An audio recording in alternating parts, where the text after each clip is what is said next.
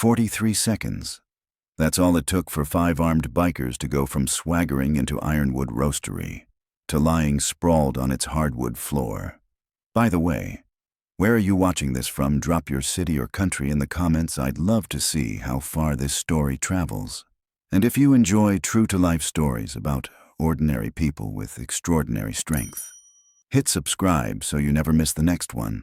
To understand why that scene happened, we need to rewind, not to the fight itself, but to the moments before the door ever opened.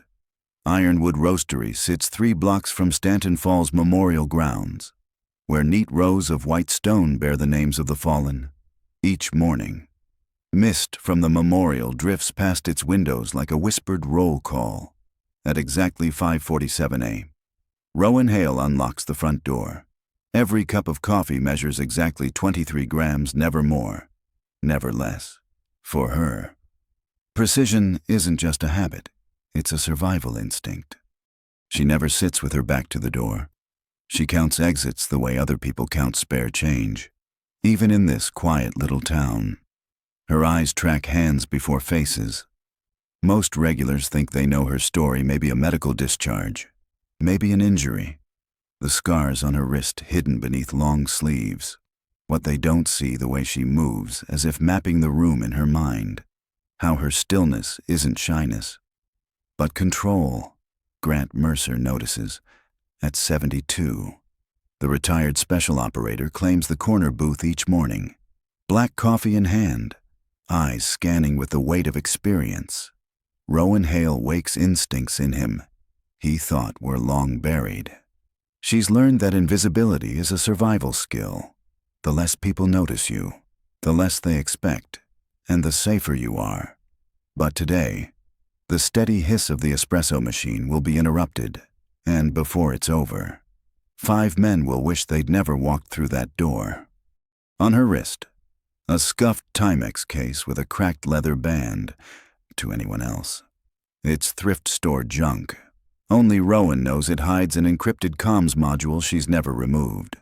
The morning rush builds toward its 8:30 swell chatter. Clinking mugs, the hiss of steam. Rowan filters it all without thinking. Threat assessment, voice stress, body language. The checklist never stops. Then she hears it first, a faint vibration under the ambient noise. Then a rising growl her body recognizes before her mind catches up. Motorcycles, multiple, tight formation. Her hand still on the espresso machine, not from fear, but recognition, convoy movement, tactical approach, vehicles carrying people who've already decided what's about to happen. 5 Harley-Davidsons swing into the lot like they own it. Chrome flashes, boots hit pavement in unison. The riders pause, assessing the shop the way predators size up a corral. Rhett Kavanagh, 6'2", leather vest stitched with symbols designed to provoke, leans toward the glass, eyes locking on Rowan's with cold amusement. Behind him, gunner tank Reddick's bulk eclipses the light. Vince Snake. DeLuca folds tattooed arms, relaxed in the way only seasoned brawlers can be. The Kruger twins, Mason and Colt, flank them, moving in eerie sync. Inside, Grant Mercer's grip tightens around his mug. Age has slowed his body, not his instincts. He reads the formation for what it is, a controlled entry, the kind you only see from people used to working as a unit. The construction crew leans forward, sensing trouble. Sylvia Harcourt shifts toward the back wall, clutching her bag. Rowan keeps wiping the counter, but her stance shifts, weight balanced, exits mapped, potential weapons mentally assigned. The door chimes, leather, motor oil, trouble.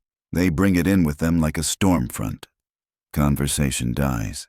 The easy air in the room hardens. Rhett moves to the counter. Tank takes the door. Snake covers the left flank. The twins fan out without a word. Rowan looks up at last, meeting Rhett's gaze.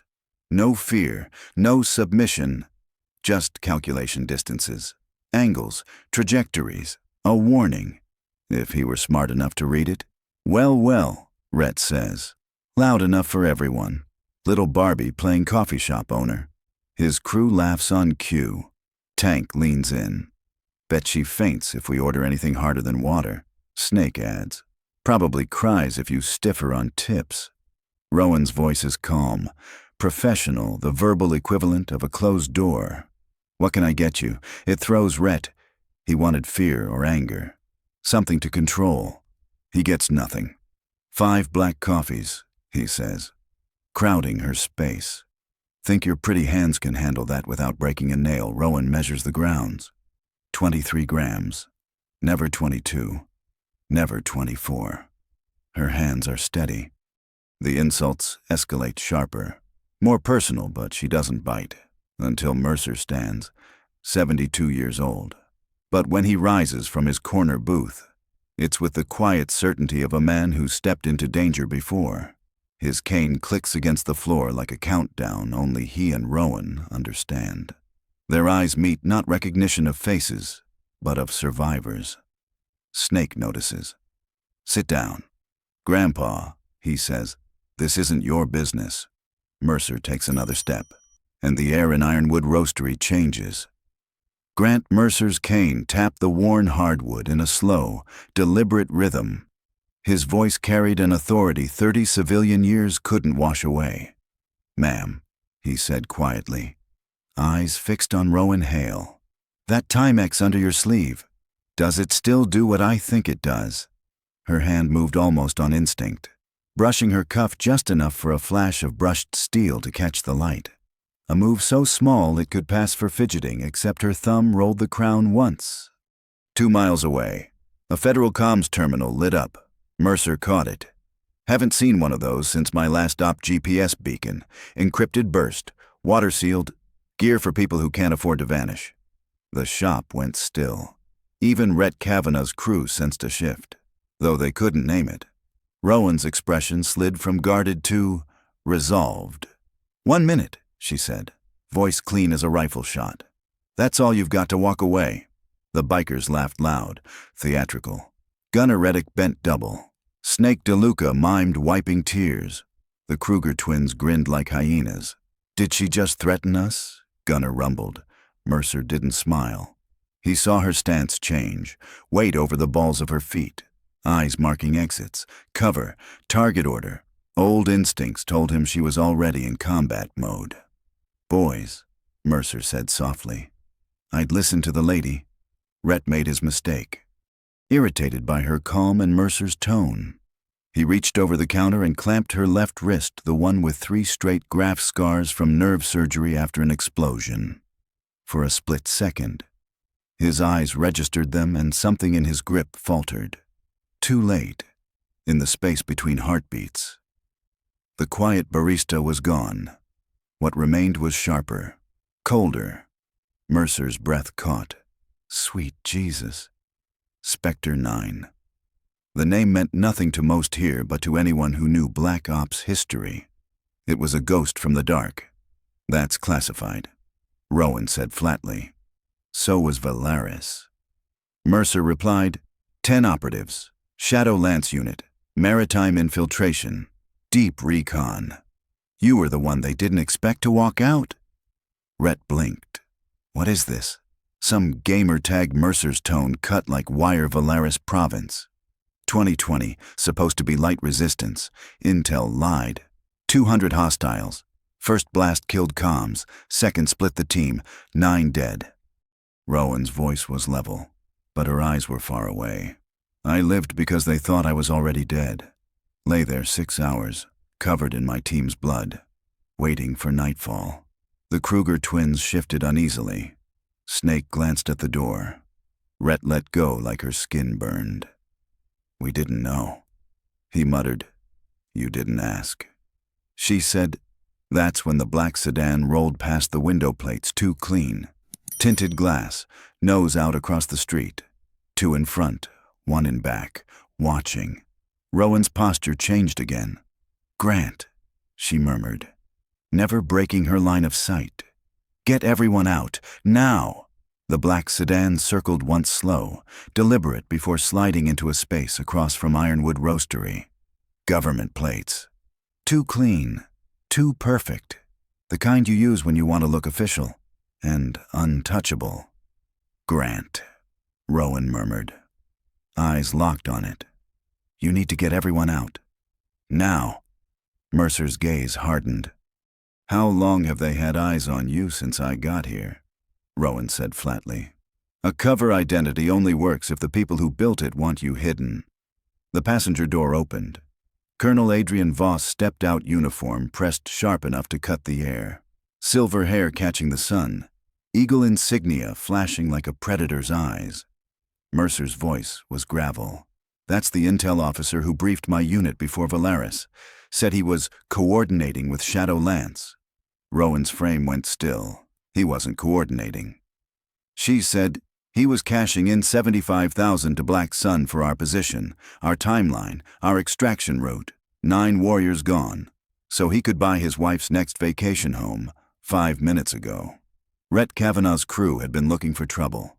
Now they stood silent, taking in the stench of betrayal. Gunner muttered a curse. Snake shifted his weight. Even the Kruger twins had lost their smirks.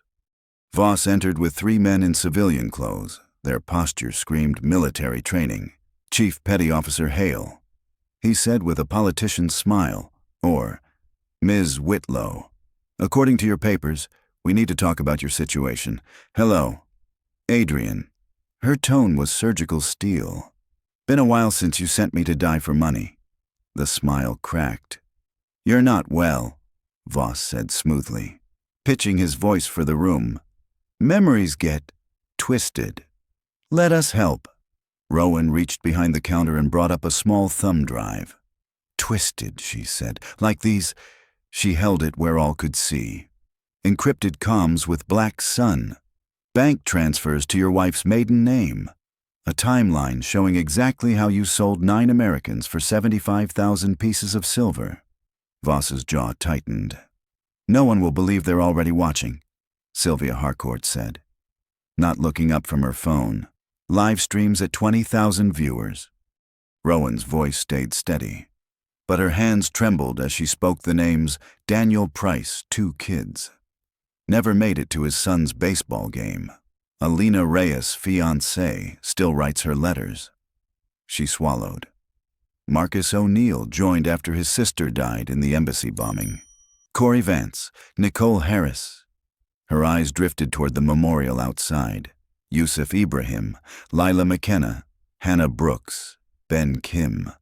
The cafe wasn't a coffee shop anymore. It was a courtroom. Rhett stepped closer, his voice low. What do you need us to do? Rowan didn't look at him. Hold the line. The real federal SUVs rolled in fast, no circling, no hesitation. Doors opened. Agents moved. Badges flashed. Voss's men tensed, hands twitching toward concealed holsters until they saw the seals on those badges. Then the fight bled out of them. Seconds later, Adrian Voss, the man who'd signed Rowan's death sentence, was in cuffs, protesting to people who no longer cared. The ghost had returned, and she'd brought the truth with her. The cuffs had barely clicked shut on Adrian Voss when Rowan Hale let her shoulders drop, not in relief, not in triumph, but in the bone-deep exhaustion of someone who's carried too much for too long. Rhett Kavanaugh approached slowly, swagger gone, voice stripped bare. Ma'am, Chief Petty Officer, we owe you more than an apology. We had no right to treat anyone like that, least of all someone who's given what you have. Rowan studied him. The smirk from this morning was gone. You didn't know, she said quietly. But you didn't want to know. That's the difference between strength and bullying. One protects, the other takes. Tank Reddick shifted uncomfortably. Then tell us, how do we make it right? Her gaze drifted to the cafe windows, where the white stones of Stanton Falls Memorial Grounds rose in perfect rows. Quadrant Echo. She said, go there, read the names, kneel if you have to, understand what real sacrifice looks like. And remember, every person you meet might carry wounds you can't see. No more bravado.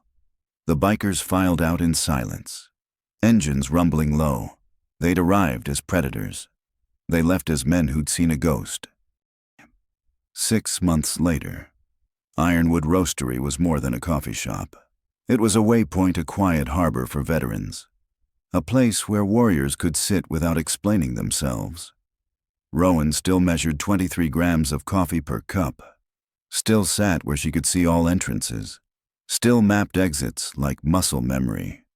But her eyes scanned differently now, not just for threats, but for signs, the 1,000-yard stare of someone fresh from combat, the restless shift of a soldier hiding a limp, the tremor in hands reaching for a cup. She recognized them because she'd lived them, survived them when survival felt impossible.